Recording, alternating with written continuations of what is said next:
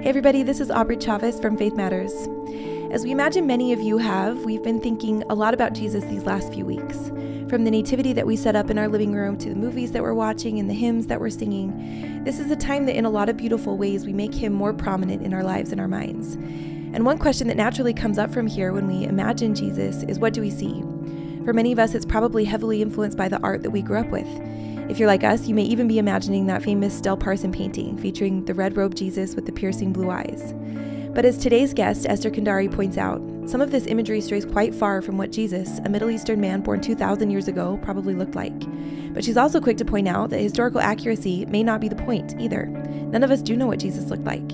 And if Jesus is the savior of the world, then couldn't there be more room for diverse images of Jesus in religious art that allow members of a similarly diverse worldwide church to resonate deeply and personally with it? And that's what we spoke with Esther about in today's episode. We found her perspective so fascinating. And to give you just a little bit more about her background, Esther Candari is an Asian American artist and educator from Hawaii. She has a BFA from BYU Hawaii, an MFA from Liberty University. She studied at the New York Academy of Art and interned with Joseph Brickey. One of her favorite projects so far was working on the Rome Temple Visitor Center mural with Joseph. Her work can be found in galleries and bookstores across Utah, including Deseret Book. And in addition to her studio work, she teaches art courses for Southern Virginia University, manages programming for Writ and Vision Gallery, and serves on the board of directors for the Dialogue Foundation. In her ward, she serves as the first counselor in the Relief Society presidency. We're so grateful to Esther for coming on, and we really hope that you enjoy this episode. All right. Well, Esther, thank you so much for being here. We're so excited to talk about this. Yeah. During the Christmas season, so you and I had lunch a few weeks ago and had this great conversation about the way that we see Christ portrayed in visual arts, especially in the church.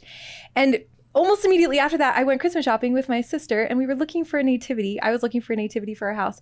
And I was so struck by all of a sudden my options, and they were the same. Like I saw dozens of nativities and all of them were just like the lightest, whitest, fairest Jesus's. And I was fresh off of this lunch with you and kind of reconsidering, like, why did we do that? And it just, I couldn't unsee it anymore. It was just like very pale white Jesus everywhere. And so I want to just start right there. Like, why does that matter so much? Like, why does it matter? If this is a decoration for our home or something that we're going to hang on the walls, why does it matter so much what Jesus looks like, since we don't really know? Yeah.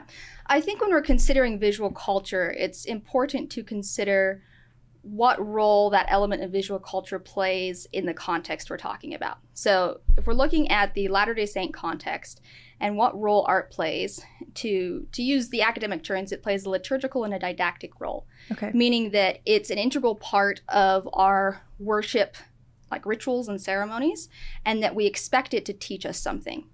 That it's not purely decorative, that in our Latter-day Saint culture, we don't approach art as just something pretty to put on the walls, at least in a religious context, that it's something much more integrated into our religious process, into our theology. And so because of that, we need to really ask ourselves the questions, is what we're depicting, is our visual culture supporting our actual written and taught theology? And I think it's easy to assume that it is because you've just seen it. And so if it's been in a church or if you've seen it in a Sunday school lesson, then therefore it is completely doctrinally sound and supported. And we don't pause to question that. Yeah, so I think it's kind of circular. To stop and Do you have any examples off the top of your head of how art is liturgical for us in our tradition? I think the clearest example is the temple. Yeah. So, I don't know what I could say beyond that, but the visual art plays a huge role in how we participate in rituals in the temple. Yeah. Makes sense. So let's talk about maybe just, I guess I feel bad. I feel bad that like this is not something that was even really on my radar for so long. Like as a kid, I felt like there must be some reason that we think that Jesus looks like this. That there must be some reason that we think he has blue eyes. Yeah. And so it wasn't until very recently where I paused to think about like why, like where does that even come from? And I'm kind of embarrassed to say like the one thing that came to mind was the Parsons picture. Yeah. Like I remember seeing this painting of Christ and hearing that someone, and I don't even remember who, someone said that this is the most, some apostle said this is the most correct like painting or representation that we have of Christ. And so that's why the church is really using it. So can you just talk about like, how did we even get here? Is this a myth? Like, why did Totally. he become white? Have you heard that myth? Yes, I have. Okay. It's common folklore, I think, at least Okay. within the U.S. church congregations. Yeah. And I've actually traced that one back because I was curious about it myself. And I have not been able to find any substantiation to it, including from Del Parson himself. He doesn't know where it came from. Oh, My gosh. So I think it's just one of those things that probably some story got slightly twisted, or maybe some general authority did have that experience with that piece. And then it got accepted as doctrine through the folklore chain. Yeah. Like I think another great example of that is the idea that you can't speak about Heavenly Mother. There's Yeah. never been a canonized statement that Right. that is true. But some seminary teacher in California said it in like the 70s, and then it became semi-canonized in Yeah. our consciousness. And I think the Del Parson's another example of that. Yeah, So that makes sense. It's more- like an unchallenged feeling. Yeah. Yeah. Totally. So more broadly, I mean, we have plenty of images of Jesus. Mm-hmm. All of them probably pretty similar in terms Yeah. of the sort of racial Mm-hmm. look. So how did we end up getting here? Like, can you trace back beyond just this one Yeah. myth and the Del Parson thing? Like, Totally. why do we imagine Jesus that way? So I'll see if I can boil down like 1,000 years of history Please, yeah. into 5 minutes. So if we look at the earliest Christian art, so 1st century AD, you see immediately what's called syncretism happening. And that's where you're taking the theology, the practices, the ideas of one religion and combining it with another religion or with a culture. And humans do that. We want things that are familiar. We want things that we understand. And so when we're exposed to something new, we try to put it into a language that we understand. And so early Christians were already doing that, where they were taking this concept of Christ, which there was lots of different envisionments of who Christ was during the 1st century AD. I think as Latter-day Saints, we don't recognize the theological diversity of that time period. And that's a whole nother conversation you can have. But some of the earliest images we get from that time period adopt Apollo imagery into the Christian tradition. And so you see things that model this like ideal young man within the Greek and Roman traditions, and then being placed into a Christian theological context. So visually, there's actually not a lot of difference between the quote-unquote pagan god imagery of that time and the Christian god imagery of that Really? time. That is cool. So I didn't. I mean, interesting, I don't know if "cool" is the right word. That's terrible. Well, I don't know if terrible is the word. It's them trying to figure out how to portray it. Like, Yeah. we as humans don't usually come up with things that are completely new. Yeah. We reinterpret things that we are familiar with. And, eventually they become completely new from what it was before, but Yeah. we rarely start from scratch. So Apollo, the Greek god, is it the god of the sun? Yeah, god of sun, god of hunting. I Okay, think. so why that god? Do you have any idea? Like, why would that be sort of conflated visually? So it was a young male god. I think that was Okay. an easy Yeah. corroboration there. Yeah. Don't accidentally quote me on all of this because it's not like my specific Oh, field sure, of sure, study. yeah. So- This is incredibly interesting. Yeah. So this is like me synthesizing things that I've read, not Sure. like years of research. No, totally. But to my understanding, there's kind of some similarities between the concept of light and bringing truth. And so that's syncretized nicely. With And Wow. I mean, like even Zeus, like now that you say that, it feels like the most obvious thing. Like Zeus and our image of Heavenly a Father. bearded man in heaven. Yeah. Yeah. And even like these little cherubs, the way like it does all feel Yeah. very Greek. That's so interesting. Exactly.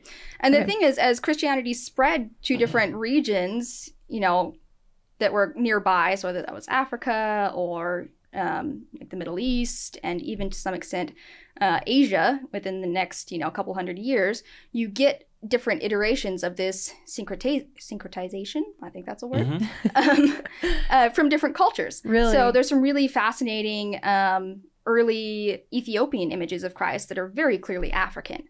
And then you get in I think it's like the 13th or 14th century AD, when Christianity put down a few roots in China and Japan, you get extremely Northern Asian images of Christ. Wow. But then because the core of Christianity was in Europe, and because of the colonization of the rest of the world by Western influences, then that became the canonized model that Europeans were syncretizing too. They were creating images that looked just like the people in their towns, that looked like the clothing in their towns. But then because of, all the various factors of world history, that became the predominant culture. And so it wasn't that diverse images of Christ haven't existed. It's just that there's one model that took over all of the rest in the global consciousness of visual Christianity. That totally makes sense. So we have no no record, like contemporary records of any sort of a description of Christ. Like no drawings or anything that would imply anything about Christ's physical appearance. Is that right? There's some of the earliest contemporary non-like scriptural records of Christ's life. Josephus is one of them. I think that was done about 100 years after Christ's life. Don't give super specific descriptions. There are other contemporary records just describing what a Judean man of that time might have looked like. And then the closest visual records we have are encaustic coffin paintings from Egypt from about the same time period. And those are actually, they're not photorealistic, but they're not cave paintings. They've got a fair amount of detail and indication of sort of skin tone and hair texture and all of those things. And so from that information and from DNA, the common consensus within academia is that Christ was most likely 5'3" to 5'5", so quite short compared to what we think of as a modern man. Mid brown skin, black curly hair. And that's what we can approximate. Now, one of the terms that I have a hard time with from an academic sense is the concept of like historical accuracy to a T, because we can't be historically accurate to a T. Even like things 100 years ago, I'm always impressed with like ways that people visualize, just as far back as like World War I or World War II, things we thought we knew about how things worked or how they looked. Something new is discovered and they're like, oh wait, that's not actually how it worked. So if you can imagine the amount of mistranslation that's happened to our perception of history in the last 100 years, you can imagine the amount of misperception and translation that's happened over the last 2,000 years. Yeah. So, sorry, were you gonna go? Yeah, no. I was just gonna ask, is that approximation that we have of what Jesus probably looks like, is that, that's not individualized in any way, right? We're just saying 2,000 years ago, what did a Jewish man look like, right? We're taking a bell curve and we're going right for the center of it. Yeah. Got it. Okay. Interesting. That makes sense. Yeah. Okay. We have so many follow-ups to that, but do you want to finish anything else about how we get to white Jesus? Yeah, totally. So a few other kind of historical notes. So anti-Semitism has obviously been a huge part of history, unfortunately. And you see that really starting to influence Christian art in the Middle Ages, where Jews were not accepted or respected in any way by medieval Christians. And so they wanted to make sure that their God looked nothing like these people that they had demonized. And so they really leaned into an Anglo-Saxon depiction of Christ rather than a Semitic image of Christ. And that, was reiterated in various forms over the next 500 years, basically, all the way up through, in many ways, up through today, though I think a lot of the logic behind it today is not actively anti-Semitic, but it is a child of that historical anti-Semitism and white supremacy as well. And there's some really interesting folklore that you can go down the rabbit hole of with European monarchs who wanted to be able to trace their roots genetically back to Christ. And so they would kind of make up these Holy Grail family histories. And so, from that logic, you'd want Christ to look like your family. If you're claiming that you had claim to the throne because you were a descendant of Christ, then Christ should look like you. So there's a lot of things that went into play there. And, if you were justifying your domination of another culture due to their skin tone, then you would want to make sure that you were aligned with deity and they were not. And it's really interesting because I think we can look at that and be like, oh, that happened in the past. Like, Shakespeare and like the anti-Semitism in Shakespeare and all of that. And, even up through, World War II and, the white supremacy of the 1960s. And we can put it on this nice, clean historical shelf and be like, that's not us today. But if we are perpetuating the platform that they created, it's still the platform that they created. And we're also enabling those who still hold those beliefs. Did Latter-day Saint art diverge from traditional Christian art in some way? Like, is our Jesus more white or less white? Or like, when do we even have our first Latter-day Saint image of Jesus? That's excellent. So the history of Latter-day Saint art is super interesting. And we could do a whole podcast episode on that. You really should. But we didn't create a ton at the beginning. There was some etchings and those types of things that were used for like early pamphlets, or, you know, maybe some illustrations in conjunction with the Book of Mormon or the Doctrine and Covenants, and, you know, newspaper articles, more so kind of that level of art. And there were a few artists that had immigrated from Europe who were doing oil paintings, but they weren't on the technical level that we kind of expect for church art these days. Mm-hmm. And then with, you know, the move west, there was kind of a pause for a bit with all of, you know, the persecution and the migration and all of that. And then once we started building temples, there became a new need for art. And so the church actually funded missionaries to go to Paris and to go to London and study at the top art schools of the time so they could come back and create art for the church. Most of it, though, ended up being landscape art, because there was still kind of people weren't entirely sure how to approach the human figure in context of Latter-day Saint art. Minerva Teichert was kind of one of the early exceptions to that, but there wasn't really much being done during that time period. And then there was various leaders of the church who had very personal opinions on how or how not we should portray Christ. David O. McKay being one of the most influential of those. And he believed we shouldn't paint Christ at all. And so when Arnold Freeberg was creating the iconic Book of Mormon series, David O. McKay told him he couldn't paint Christ in a recognizable way. So that's why we only have him as like that bright blob in the background. Yeah. Oh, wow. Yeah. The light. Yeah. Wow, that is so interesting. Mm-hmm. Okay, so then that didn't last, though. That lasted pretty much through David O. McKay's tenure as an apostle and prophet. Okay. Wow. And once we moved on to the next prophet, then you start to see a loosening of that, and you start to see the church commissioning more images and people that are members of the church creating images and selling those images. And that rolls into sort of the LDS art boom of like the 80s through the 90s and the rise of people like Del Parson and Greg Olson, and really to an extent, the commercialization of LDS visual culture and images of Christ. But again, they're pulling from this history where all they've ever seen are images of a white Jesus, because that's what exists within the Western education canon. You know, the 50, you know, or 300, or, you know, depending on how deep you study art history, images that you see of Christ when you study art history at a college level are all European depictions of Christ, with, you know, maybe one or two sprinkled in there that are from somewhere else, or provide a little bit more racial diversity to that image.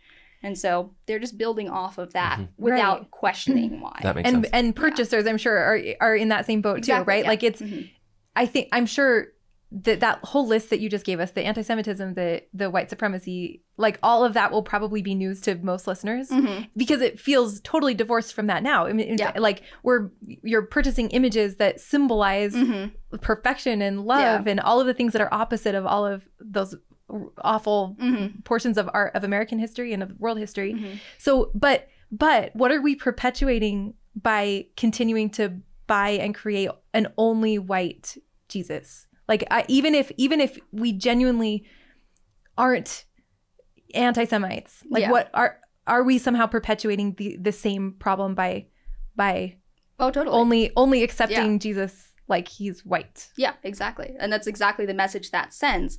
It's kind of the concept of a sin of commission versus a sin of omission. Yeah. That yes, we are not actively saying that, you know, people of this racial or national heritage are bad or lesser. But when we only depict deity or people that are proximate to deity as a certain race, it sends a very clear message about what we believe, or at least are willing to portray about deity. Yeah. And while we might not even slow down to think that's what it's being portrayed, for those who are sensitive to that, that's what they read into it. My MFA thesis, I researched the way that images relate to empathy and understanding in religious contexts. Oh, wow. And the case study that I used for that was looking at images of female infertility in Judeo-Christian practice. So Elizabeth, Hannah, Rachel, all of these stories that are very commonplace across Judeo-Christian religions. And that I think even within a Latter-day Saint culture, we grow up with fairly standard images of those. Like we can all, off the top of our heads, think of a painting of each of those stories. And one of the things I did is I went through and I did a meta-analysis of all of the images I could find in the Deseret Book database, the Fine Art America database, and then 3 or 4 big museums, and keyword search for those 5 stories. and then divided the images I found into the category of, did it depict the solution to their infertility or, the miracle, or did it depict their experience of being infertile and not having an answer to that situation yet and not knowing what their place in society was because they could not bear children?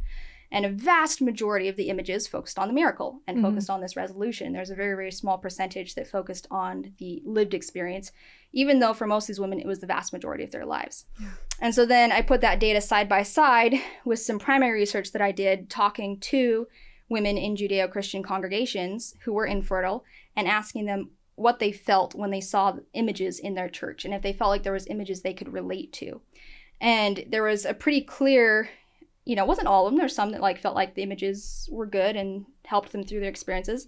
But there was a fairly large minority of the women who felt like they'd never seen a painting they could relate to as they were struggling with infertility, and that they felt like the paintings perpetuated this idea that if they were just faithful enough, there would always be a solution. And some of these women, were well past their childbearing years and had not been able to have a child. So what message does that send to them when the only images and narratives that are being perpetuated in their communities tell them that they must not be enough because they could never have a child? Wow. So flipping that back to race, if a child is walking through the church and every single image of Christ and every single image of an angel and every single image of an apostle who is close and trusted by Christ is of a Eurocentric model, then what does that tell that young Black child or that young Asian child or that young Polynesian child about their racial identity and their proximity to goodness, righteousness, to deity? Wow. And Nally Bonner came on the podcast and he told that exact story with his son walking through, and his son pointed to the picture and said, and that was his understanding. I can't be an angel. Just from his view as a little boy walking through the hallways of his church. Yeah. Maybe, so I'm curious, I mean, I don't want to jump ahead, but what's the solution here? Because one place we could go potentially is okay, we're going to take that bell curve and figure out what's that most likely Jesus. And now all of our imagery is of the 5'3" to 5'5" Jesus with medium brown skin and black curly hair. I don't think that's where you think it should go necessarily. And could you kind of talk through that? Yeah, totally. Going back to the roots of all this idea of syncretism and the role that it plays in communities. And that, yes, I think some people say you should never syncretize anything, that it should remain in its purest form. But I think the beauty of culture is that it evolves and that it adapts and that we find ways to communicate things in the most effective way to the audience that we're communicating it with. And, as someone who runs a business, and for you guys as well, that's something you talk a lot about in marketing and media, that if you're not adapting to communicate with your audiences, it's going to die off. And I think even though the truths of Christianity are eternal, that it needs to continue to adapt and find ways to appeal to different audiences. And there's a long history of it doing that throughout time. And so what becomes the issue is when we create a canon, when we create this idea of one accepted model of something, when we create one accepted icon of something. So in this case, the physical manifestation of Christ. And so what we're saying with that is this is the race that is the most important. This is the race that is closest to deity. But if we open it up to say, hey, look, Christ is the savior of the world, and each culture around the world is going to be able to see him differently and associate different cultural symbols with him, or even adapt him to look like their own culture, then it communicates the theology. So while I think a history is important, and I'm a strong personal proponent of trying to dive deep into biblical and Hebrew history and portray that in art, and that's something that I personally try to do, I don't think that should be the only or even necessarily the highest priority model with which we approach this. Because at the end of the day, when we're creating images of Christ, we are creating, in a sense, an icon, an image that communicates how we view God.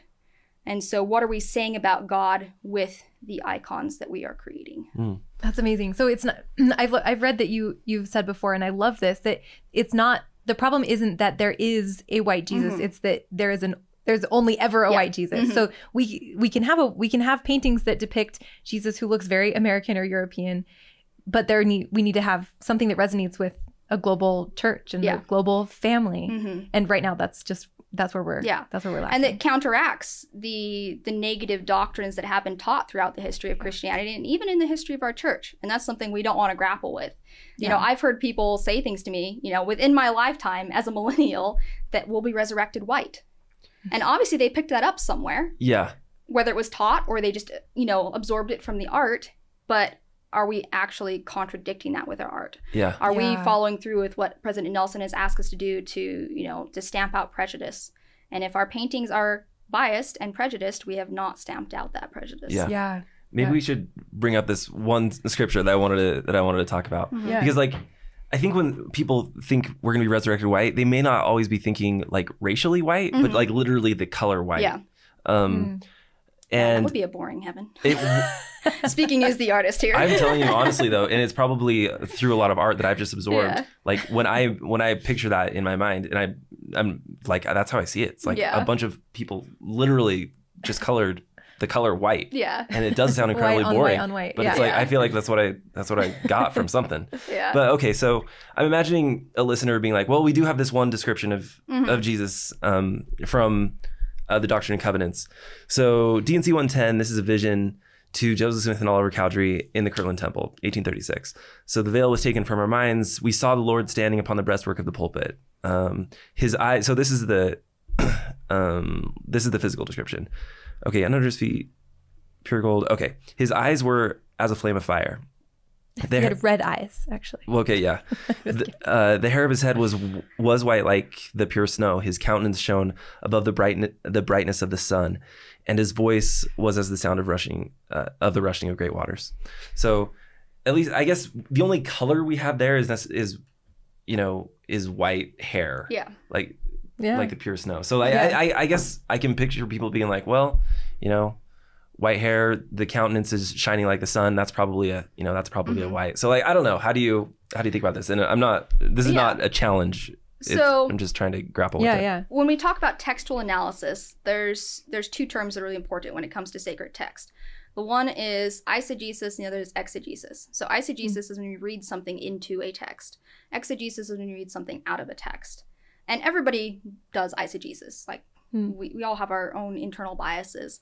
And so a scripture like that has a lot of ambiguity. There's a lot that you can read in between the lines. And I think that is where it becomes most telling of what our biases in a culture is what our standard reading between the lines is when we have ambiguity like that. To kind of touch on like the concept of lightness, because you see that pop up a couple different times, both in the Book of Mormon and in the Bible, that oftentimes the word that comes from, in Hebrew at least, you know, I can't speak to the linguistic lineage of the Book of Mormon because we don't have as much data there. But it refers more to a concept of like an aura or like a state of being or something a little bit more metaphysical than actual color or value. And it's a way of trying to capture that concept. And something I've pondered a lot with this, and, you know, this is me again, in a sense, committing eisegesis in my own way, inserting my own biases into this, is Joseph Smith and, you know, all the various prophets who've had experiences face-to-face with deity were experiencing something from a different plane, from, you know, a different dimension, from, you know, a different form of matter, however you want to describe that. And so the words we have for the dimension and forms of matter that we experience on a day-to-day basis is not going to be able to capture what they were experiencing coming face-to-face with, you know, either the spirit form if we're talking Old Testament Christ, or the resurrected and glorified Christ if we're talking about the Book of Mormon and modern day times. And so I think a lot of that we read into is just not even based to start with, because our concept of what the human body looks like and, you know, how we perceive glory, you know, the esoteric concept of glory is just beyond our mental capacities at this point. Yeah.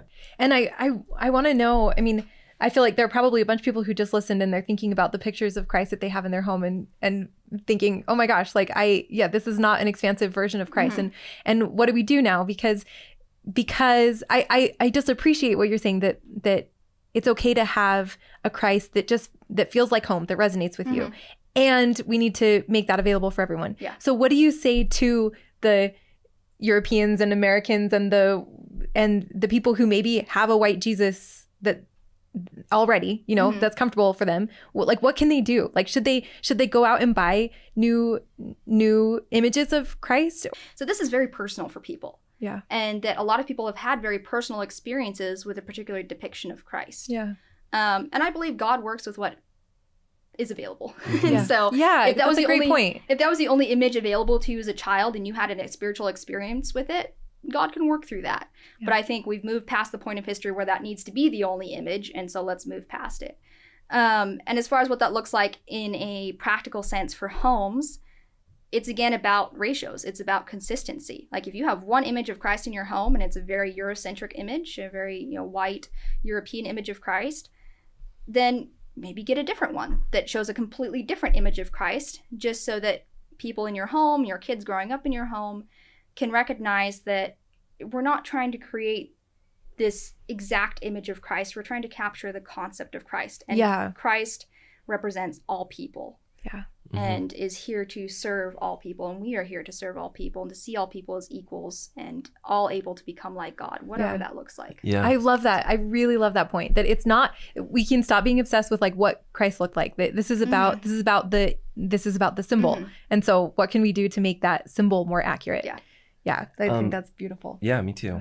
I was just going to add, I mean, this doesn't potentially just apply to race either, right? Like, I can imagine, like, I think the traditional imagery of Jesus is somewhere between, like in terms of body type, is somewhere between, like, fit and jacked, you know?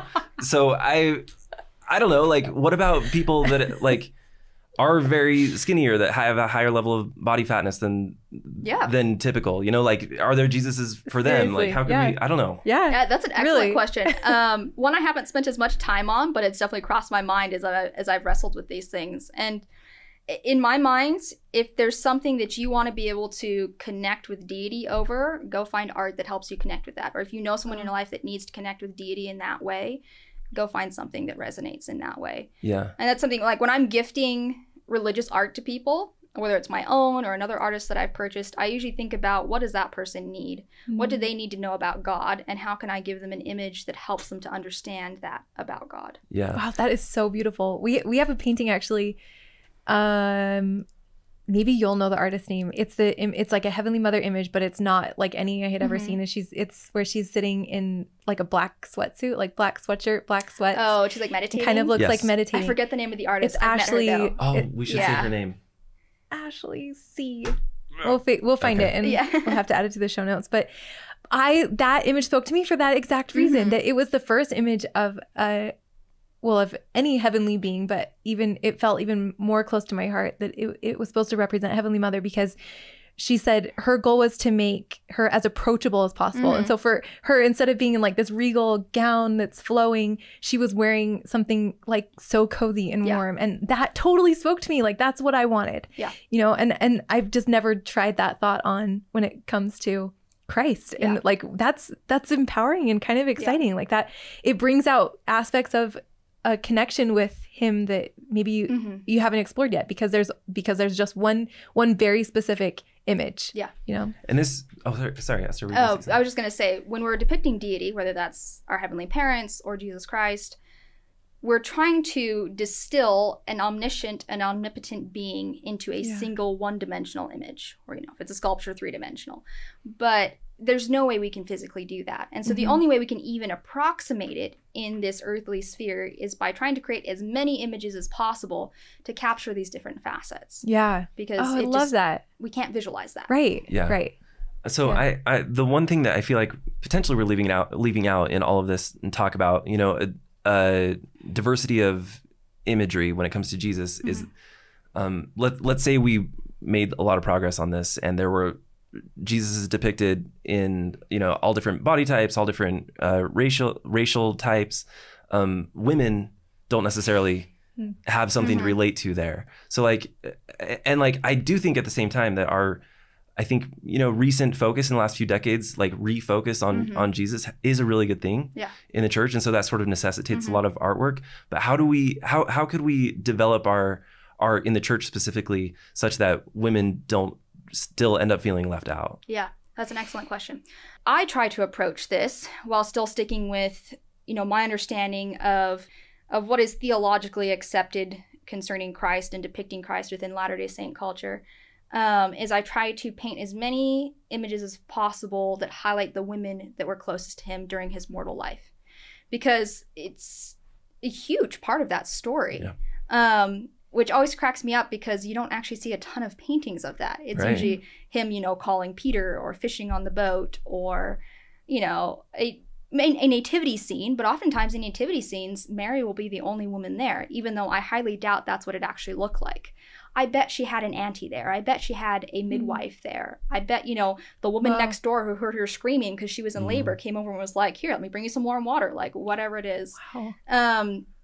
But when you see those paintings, it's Mary, Joseph, all the male shepherds, and then if we're going, chronologically incorrect, the wise men, who shouldn't even be there. This nativity is getting so much more complex. Yeah, seriously. And so really rethinking what those narratives of women interacting with Christ and women who caught the vision of who Christ was and spread that message. And that's the way I do it. I'm not saying it's the only answer or even necessarily the right answer, but that's the answer that I've come to and that feels right for me in my personal beliefs and spiritual journey. Yeah, I really like that. And because that really is a powerful message. If you only see Christ with men, that really is reiterating this emphasis that that's who matters most. So I think that's a really important, and same with the angels, that just seeing women in proximity to deity is a really powerful message. Yeah, exactly. Yeah. Well, and there's also been this explosion of artwork around Heavenly Mother, like we've talked about. Yeah. Do you see that ever being a part of the institutional art, or is that gonna continue, do you think, to remain sort of outside of the accepted I don't know. canon? I think it's cultural and theological gray area right now. And to some extent, I want to leave that way until the powers that be define it otherwise, because it gives us grace and space to explore it in personal ways. I know some people wish the church would come out and make more definitive statements, but if a more definitive statement were made, it may or may not align with how I'm trying to wrestle with that right now. And so I prefer having the space to wrestle with it personally, and hopefully whenever that evolution of our theology and our culture comes, I'll be in a place where I'm prepared to address it, whatever it might look like. Yeah.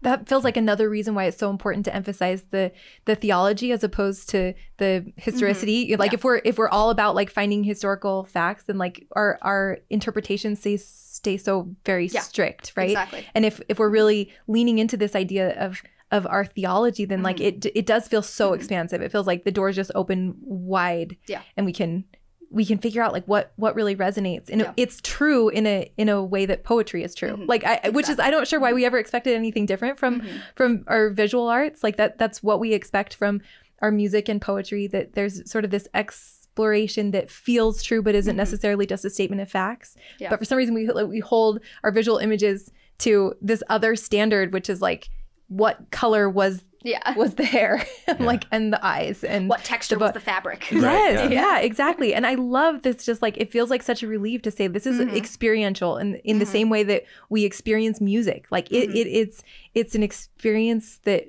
really helps you step into intuition and into a connection that's not so black and white. Yeah, two kind of interesting connections there. So I was just on the phone this morning with somebody from the Temple Art department talking about some ideas for some projects and things. And one of the things she emphasized is that the Temple Art Committee and the general authorities try really hard not to promote specific Central American or South American cultural connections to Book of Mormon imagery, because the church does not have a doctrinal stance on exactly where the Book of Mormon happened.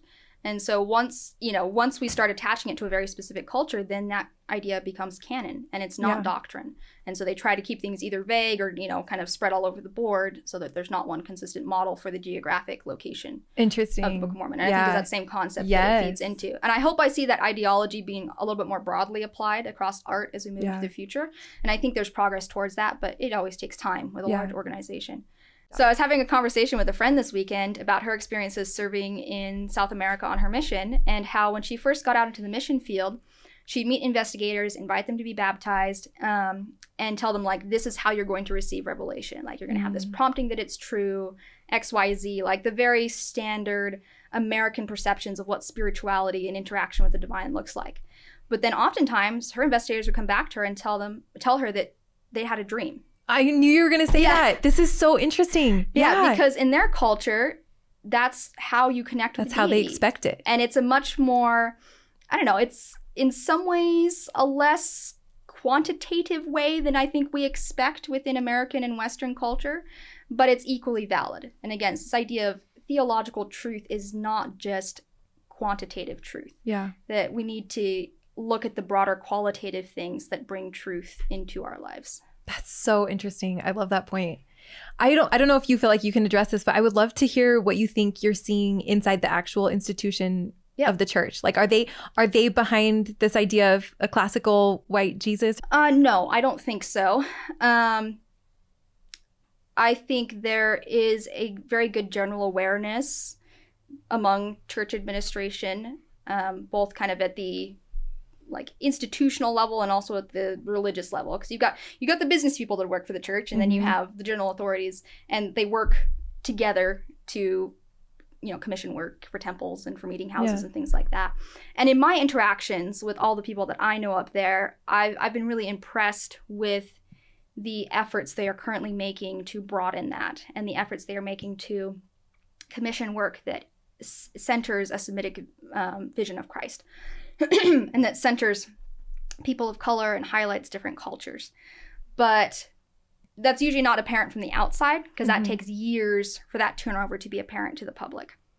And it takes a lot of time for things to be approved, and everything's done by councils in the church. And so that means there's a lot of time it takes for review and for things to be edited and then reviewed again. So I think we're going to see some really wonderful shifts in the next 5 to 10 years, but it's probably not going to be super apparent tomorrow. Yeah, that makes sense. Can we, as we kind of start to wrap up, can we talk about what the average people like us who are not artists, like what can we do to support this effort? Totally. I'm all about application, because we can blather on about these esoteric ideas, but if we can't apply it in our lives, what's the purpose of it? Right. Yeah. A few things I think that are easy for anybody to apply is to first remember that the most important unit of the church is your home. And I've loved that emphasis over the last couple of years from our general authorities, that if the gospel is not being taught and practiced in the home, it doesn't matter what's happening at a ward, a stake, a temple level, all of these things. And so you have complete control over what that looks like visually in your home.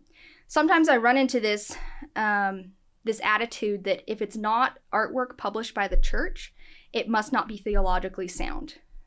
Okay, yeah. Don't forget what you're going to say, but like also, is it allowed? Like we have this feeling that, I mean, it's not a feeling. It's literally in the handbook that says like you have to use approved material, which I think is just textual for lessons. Does that apply to art? Like, no. Does it have to be in the gospel? So teaching the Savior's the gospel art library. Kit. Yeah. So teaching in the Savior's way, which is the church's current teaching manual, says that music and visual aids can bring the Spirit and help teach eternal truths. Period. Something along the lines of that. And there's no specifications on what type of art or music can be used. And the handbook has, especially in like the realm of music, has really broadened that. And the handbook really doesn't say anything about what art you can use in Sunday school or in young men's or primary. It says you can't use art in sacrament meeting, which I have mixed feelings about, but interesting. That's the only thing. You can't use visual aids during sacrament meeting, but beyond that, wow. Okay. It's really up to your personal revelation and things that you feel like are appropriate for your audience. Wow. Okay. Awesome. Okay. So in your home, like use what resonates. Yeah. You have the most influence there. I love that. Exactly. And then, moving up the chain, like if you've got a word calling where you have the opportunity to integrate art into your lessons or into your activities, be very conscientious with the type of the art that you integrate. And as you're doing that, be conscientious of the artist. One of my pet peeves is, I'm on a couple different like LDS women groups and things, and every now and then somebody will post and be like, hey, I need a painting of Jesus or an image of this or that for something. And somebody will comment and say, oh, you can just rip it off this website, or you can go to Costco and print it. This is how we make our living. Yeah. Wow. And I'm like, I understand this imagery in a sense belongs to us as a culture, but you also have to recognize the intellectual property does not belong to you as a community.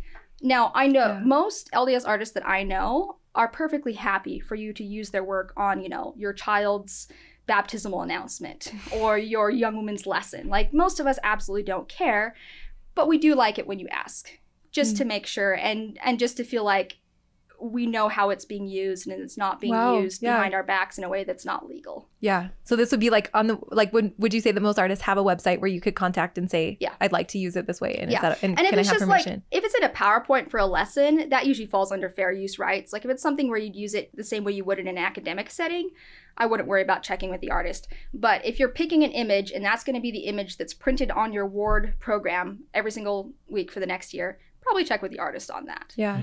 If you're sending out a bunch of invites and you're printing it out, printing more so than digitally, I say, is grounds to check with the artist. And if you're reposting it on your Instagram, always credit the artist. I see so many people being like, oh, I like this painting. End of period. Like, end of story. And, I'm glad they like the painting. I'm glad it connects with them.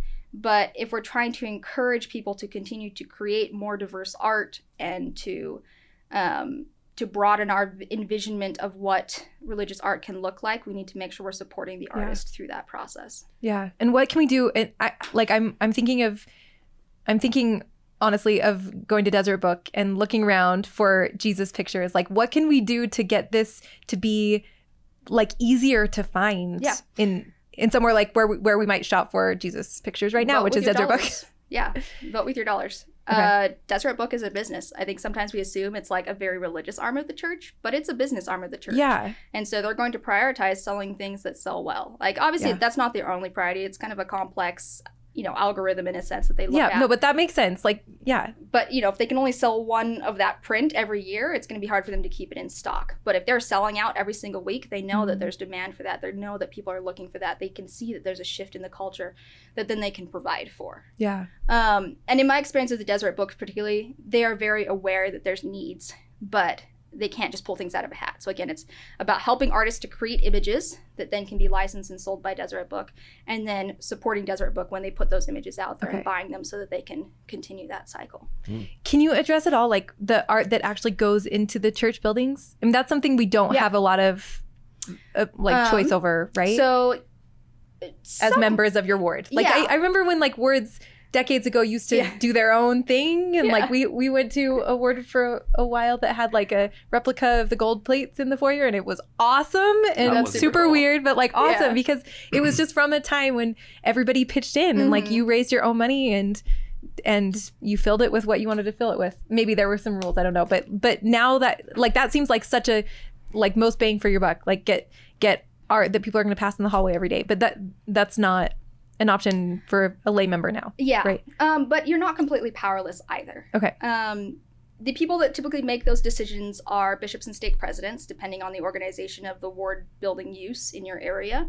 And so you can have an open conversation with them. And in my experience, they are very open to that feedback. I know when they first released the approved list of art for foyers, I wasn't exactly thrilled with it because it was pretty narrow in its scope. There's a few that I was like, okay, these are better than others. We were living in Virginia at the time, and we have a very diverse ward. And so I wanted to make sure that as things were changed in our building, that even if it was a marginal improvement, it was an improvement from where things were. And so I reached out to my stake president and said, hey, I'm a professional artist. I just saw that this policy change came out. I'd love to lend my expertise as you're making considerations on how to update the art in the building. And my stake president was great, and he just assigned me to do it. He's wow. Here's the regional church rep who deals with this stuff. Email him, take care of it. Wow. Because it's not a priesthood thing. Like anybody can do that. Now, your stake president might have a different approach, and that's fine. But I think people assume that because it has to go through a bishop or through a stake president, that they can't influence it at all. Yeah. But they're making a decision for the community, and the community should have input. And a good leader should listen to that input. Yeah. Oh, I love that. Anything else? Any other to-dos that you want listeners to have in mind? Yeah, I have such a long list here. We should probably put this list in the notes of the podcast. That's a great idea. Yeah. But a few that I want to make sure we actually talk about. Support artists, especially women artists and artists of color. And that can look like lots of different things. Like obviously, Clarist is buying their work, whether that's from them directly or through Deseret Book or through Haven Light or a publisher like that. But think outside the box. I know a lot of people that feel like they can't support this cultural shift because they can't afford expensive art. Yeah. Or, don't have connections to do big things. But it could be as simple as, if you know an artist, and especially if it's a woman, offer to watch her kids for a day so she can paint. Check in to see how they're doing. Like, could you buy them groceries for a day so that, they've got a little extra money to buy paint? Do you know someone that's getting rid of some art supplies that you could pick up and go drop off to them to donate? Wow. Like, I've had people who do photography that have offered to do free headshots for different artists so they can update their website. Or like, if you're a web designer, offer to tune up their website.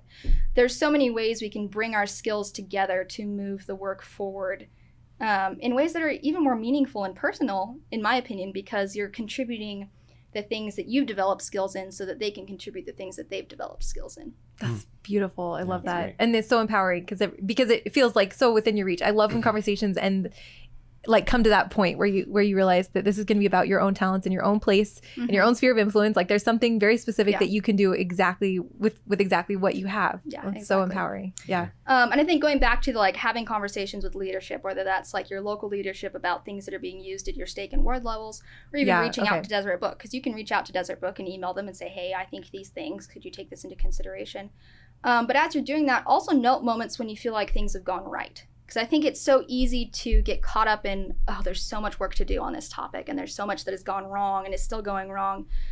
But there are little wins here and there, and I think it's important, for our own mental and emotional health to stop and recognize those, and also for those who maybe haven't done the work that you might have done to understand racial issues and representation, for you to point out and be like, hey, that you did that right.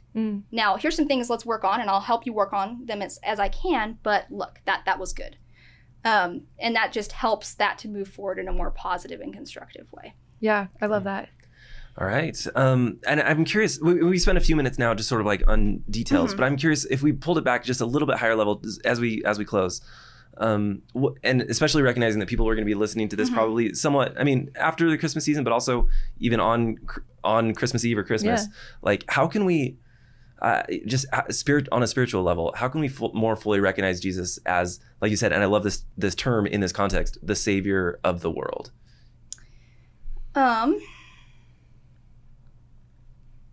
think first off, stopping and asking ourselves how we envision the world. I think it's easy for us to see, the body of Christ, in like a terminology for the church, or even just the population of the planet within fairly limited terms of what we have personally experienced. And even though, we acknowledge other countries exist and other cultures exist, it's not actually actively part of what we think about when we think these are all children of God. These are all members of the church. These are all, even not members of the church that are part of this global community that we are called to serve. And take stock and ask yourself, first off, how do I perceive that? Because if I don't perceive that in an expansive way, then I cannot perceive Christ in an expansive way. Point. Yeah, I love that. Oh my gosh, thank you. Okay, beautiful. Do you want to talk about the Meeting House Mosaic Competition before we close? I wanted to go back to one historical thing really quick. Sure. Back to the idea of individuals taking responsibility and initiative to move the visual and the art culture of the church forward. I think in our current structure, we assume that all of the art decisions always will and always have been made by this sort of high institutional level.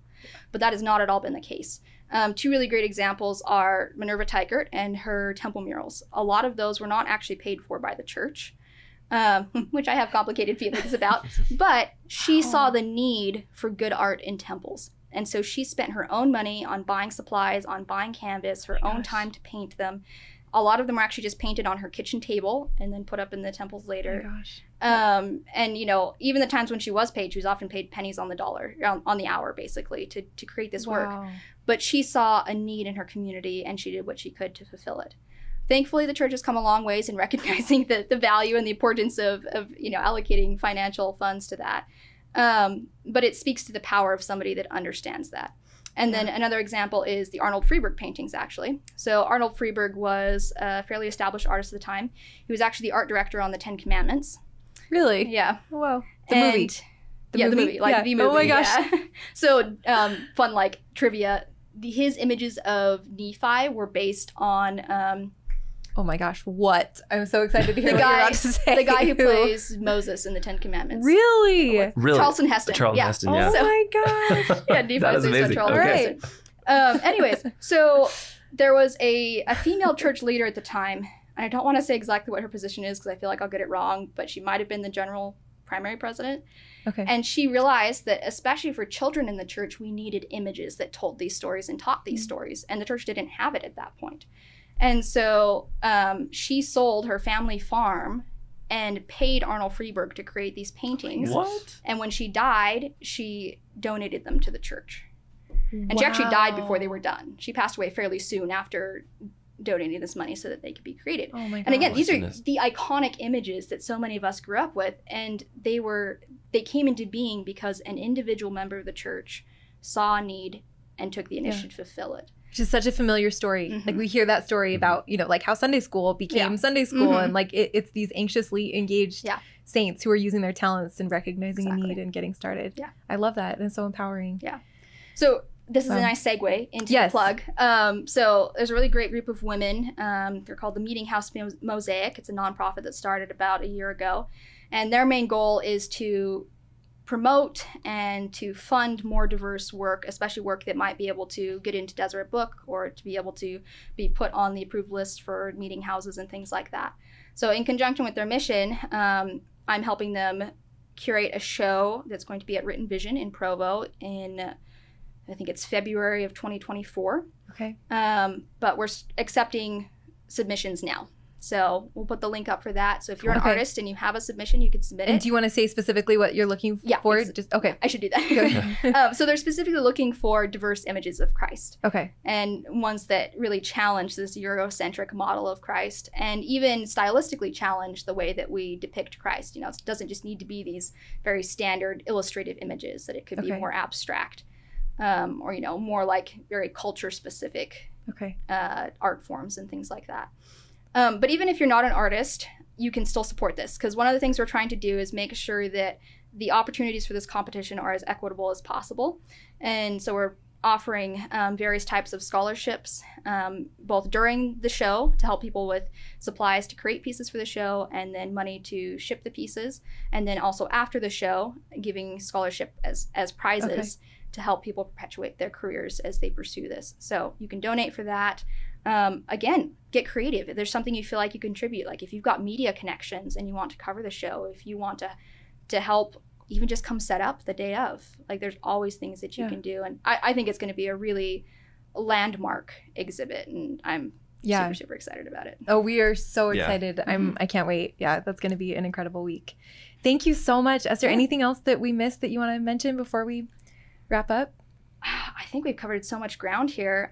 Let's make sure we put the tips in the notes. There's some details we didn't get around to. And I just wanted to let anybody know listening that they're always welcome to reach out to me. I try to be very accessible as an artist. I know there's a lot of people of color who have not had the opportunities for education that I have, and that also don't have the time and the bandwidth that I do to help educate.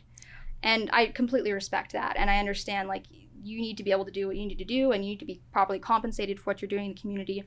I feel like education is something that I can give back. That is something that I have the ability to give back because of the privileges that I've been given. And so it's something that I try to do. So if you feel like you have a stupid question, it's okay. You can come ask it to me. Like, I'm a professional educator. I can't say I've heard it all, but I've heard a lot. And I appreciate it when people come to me with, quote unquote, stupid questions, because it means they're asking the questions and that they're being willing to be vulnerable to put those out there. And it means that they will continue to grow and to change and to improve. And that's the essence of the gospel, is continual small improvements every week. Yeah. Oh my gosh, I love it. Thank you so Esther. much. Yeah. All right, thanks so much for listening. We really hope that you enjoyed this episode with Esther Hiilani Candari. You can find out more about Esther's work at hiilanifinearts.com. And for more information on several of the items that we talked about in the episode, please check out the show notes. And if Faith Matters content is resonating with you and you get the chance, we would love for you to leave us a review on Apple Podcasts or whatever platform you listen on. We read all of the reviews, and it really helps us to get the word out about Faith Matters, and we appreciate the support. Thanks again for listening, and as always, you can check out more at faithmatters.org.